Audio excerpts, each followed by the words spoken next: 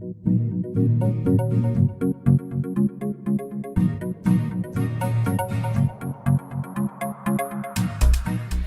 días a todos y todas. El día de hoy nos encontramos con el doctor Juan Jiménez Mayor, quien se ha desempeñado como ministro de Justicia el año 2011 y 2012, posteriormente como presidente del Consejo de Ministros en el periodo de gobierno del expresidente Ollanta Humala.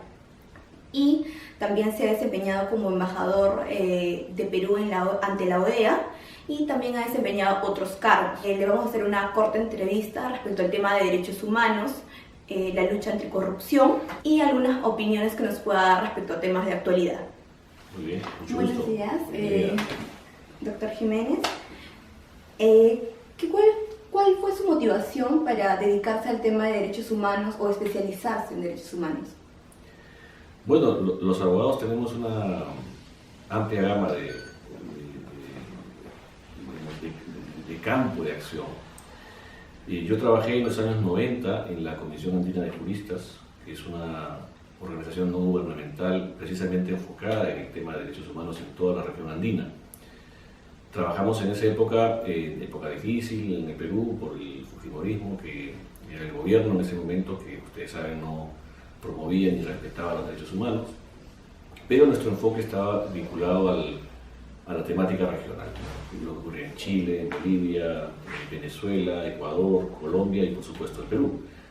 Y fue una experiencia importante porque en ese momento todavía la temática de derechos humanos, si bien es cierto, era importante en nuestro país porque ante tanta violación y de tanta afectación de derechos por parte de los agentes del Estado peruano, existía toda una temática en el sistema interamericano de derechos humanos, tanto a nivel de Comisión como la Corte. Esto tenía que generarnos a nosotros mejores capacidades. Y en ese momento, precisamente frente a un escenario donde tienes un gobierno que no respeta los derechos humanos, la sociedad civil tiene que cumplir un papel importante de defensa. Y ese fue un poco el papel que tuvimos en ese momento con la Comisión. Claro. ¿Y cuál fue su motivación ya específicamente por tratar o trabajar temas de lucha contra la corrupción, ¿no? Bueno, yo creo que es un tema que a todos nos impacta, ¿no? Creo que cualquier ciudadano peruano que ve cómo se maneja el gobierno, no solamente a nivel central, sino a nivel descentralizado, los gobiernos locales, los gobiernos regionales, puede tener la misma implicancia que tuve yo en su momento, ¿no? Y esto viene desde fines del año 2000, cuando cae Fujimori.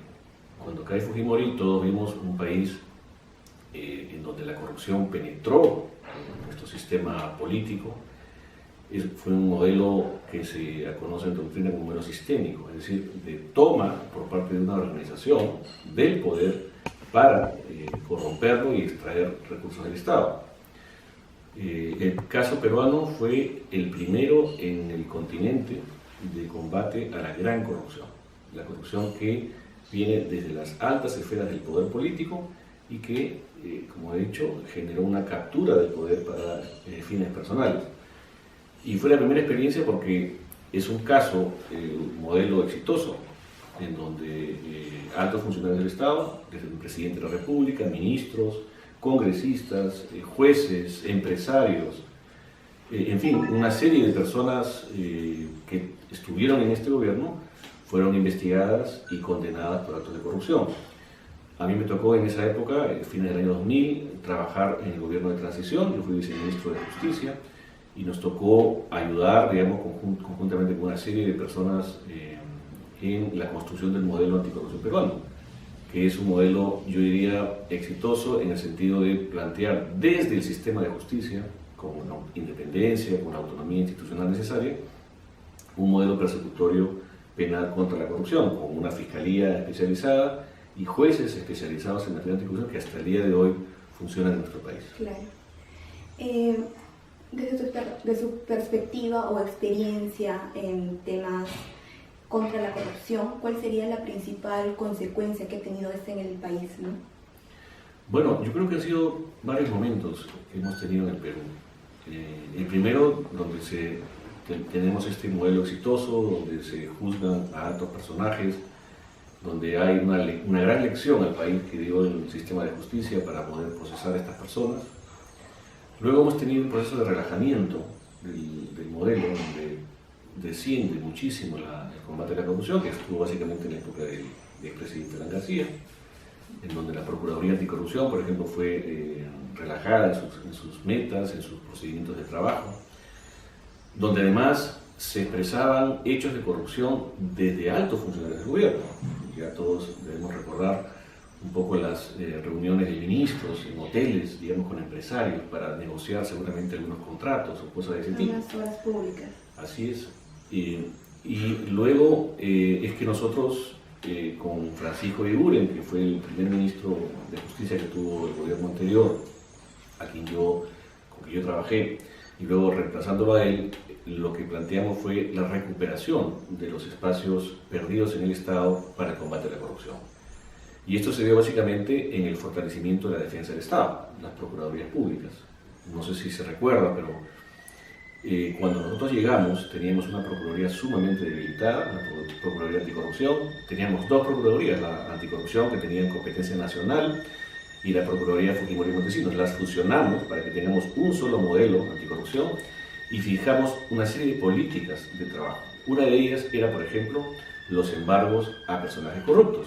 En el Perú, el sistema de anticorrupción había investigado y procesado y condenado a personas, pero estas personas nunca habían pagado la reparación civil. Y de hecho, hasta el día de hoy, muchos de estos personajes que han estado presos, que han estado condenados, no han pagado la reparación civil.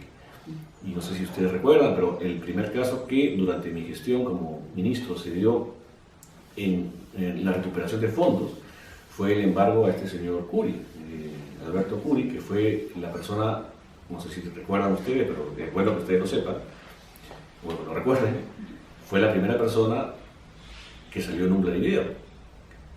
Él recibió $18.000 de Vladimir Montesinos en la sala del CIN para pasarse de la oposición al oficialismo. Y este señor fue condenado por el Poder Judicial por los delitos cometidos, ¿no es cierto? Claro. Pero sin embargo nunca pagó la reparación civil. Y lo que ocurrió fue que se dispuso a través del Poder Judicial, por pedido de la Procuraduría Anticorrupción, el embargo de sus bienes. Y se embargaron sus bienes, fue el primer embargado. Después han habido otros, como el señor Boloña, como el ministro de Economía, y otros personajes que deben al Estado por sus delitos. Y sin embargo, como les decía, no lo hicieron. Lo otro que hicimos en ese momento fue establecer un registro de la corrupción. ¿Cuánto le debían al país los corruptos? Y encontramos un dato que nos llamó muchísimo la atención, que los corruptos le debían al país 1.000 millones de soles en materia de reparación civil. Es decir, si contabilizamos todas las reparaciones civiles que el Poder Judicial había decidido, había condenado a estas personas, estábamos hablando de 1.000 millones en ese momento, estoy hablando del 2012. Entonces, tengamos en cuenta que en estos temas hay que darle al corrupto donde más le duele, que es el bolsillo. No solamente, ya lo hemos visto, ellos pueden cumplir una condena de 3, 4, 5 años, pero luego salen a su casa a disfrutar lo robado. Y esto es lo que tenemos que evitar. Claro. Desde un enfoque de políticas públicas, ¿cuál sería un mecanismo que se podría implementar en el Estado, ¿no?, para evitar casos de corrupción? Bueno, yo predico un elemento central que es la persecución penal. Lo que no puede haber frente a un modelo político es la impunidad.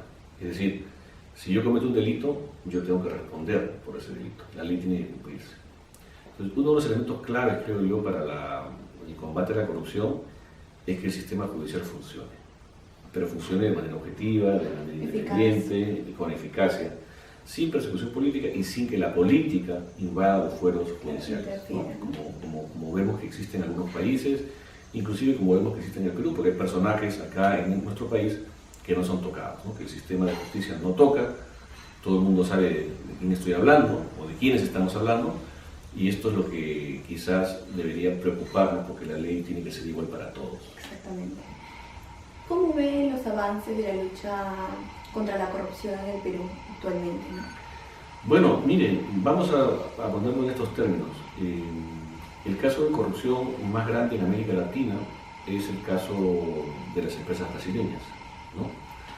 Esta es una investigación que comienza hace algunos años, que se hace pública en el 2013, o sea, hace 5 años esta investigación pública, y en Brasil viene de antes. Esto quiere decir que los casos de corrupción, los casos de investigaciones o de mega investigaciones ocupan un tiempo. Y lo que ha venido ocurriendo en Brasil es un terremoto tremendo a nivel continental. Pero obviamente más en Brasil, que es el país donde está el epicentro del problema. Sin embargo, el segundo país con mayor avance en investigaciones del caso Lava Jato y el caso de las empresas constructoras brasileñas está en el Perú, ¿no? Donde hay mucha sensibilidad por el problema de corrupción. La opinión pública, los medios, la sociedad no es tan tolerante probablemente como en otros países, ¿no? Entonces, aquí finalmente podemos encontrar algunos elementos particulares, en el caso del presidente Kuczynski, que tuvo que renunciar, pero está vinculado al problema de Odebrecht. Y es el país, como te digo, que más ha avanzado en investigaciones, a pesar de todo, si revisamos lo que está pasando en el resto del continente. En Colombia, por ejemplo, el presidente Santos, actual presidente de Colombia, en sus últimos días de mandato, fue imputado por recibir de Odebrecht un aporte para la campaña electoral de $2 millones. El presidente Santos pidió perdón a la sociedad colombiana y no pasó nada, ¿no? Entonces, hay que ver un poco cómo están respondiendo los sistemas políticos y los sistemas de justicia en cada país para ver cuál se hace. Pero yo creo que en términos generales estamos avanzando. No es el modelo perfecto, pero hay que ver la forma en que tenemos un sistema que a trompicones, seguramente no con todos los elementos que quisiéramos, pero que está más o menos avanzando en esta vía. Pero sí, hay que decir, y vuelvo a decirlo, hay que ver el panorama completo, porque lo que está ocurriendo en el Perú es que solo a algunos se le está aplicando la ley, no a todos. Y otros quedan impunes. Así es. ¿Qué nos puede comentar de su experiencia como ex jefe de la misión anticorrupción en Honduras? Bueno, es interesante que un peruano, ¿no es cierto?, haya tenido la posibilidad de aportar en el continente en el combate a la corrupción. En América hay dos experiencias interesantes en esta materia. La corrupción afecta evidentemente a nuestros países, está afectando la gobernabilidad, está afectando la legitimidad democrática de los países, y hay que ver respuestas frente a este problema. Y en Centroamérica, desafortunadamente, la debilidad institucional es un problema central.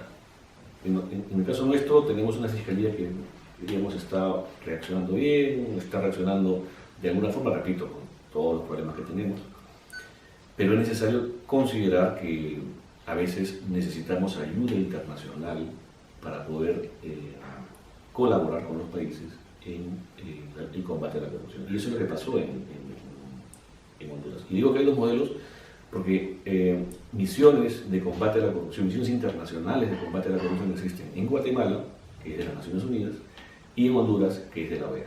Nosotros trabajamos en la misión de la OEA, que fue instalada desde abril del año 2016, cuando recién llegamos a ese país a instalar la misión, una misión que instalamos de cero, y que en mucho llevamos la experiencia peruana de este modelo anticorrupción, de fiscalía especializada y juzgados especializados, ¿no? Honduras es el segundo país de América Latina que tiene juzgados y tribunales con competencia nacional en materia de corrupción. El primer país es Perú. Entonces, para que vean ustedes cómo llevamos esta experiencia ya con la idea de especializar una justicia que permita procesar casos de corrupción. El gran problema de Honduras y de muchos de nuestros países, incluyendo el nuestro, es la impunidad. Es decir, el hecho de que la gente comete delitos, los corruptos roban dinero y no les pasa nada. Cuando llegamos a este país, nuestro objetivo era combatir la impunidad. Combatir la impunidad armando un sistema o creando un sistema que lo hicimos con la Fiscalía de Honduras y con el Poder Judicial para tener operadores especiales para poder enfrentar este problema. Y logramos condenas importantes a personajes que han sido imputados por delitos de corrupción.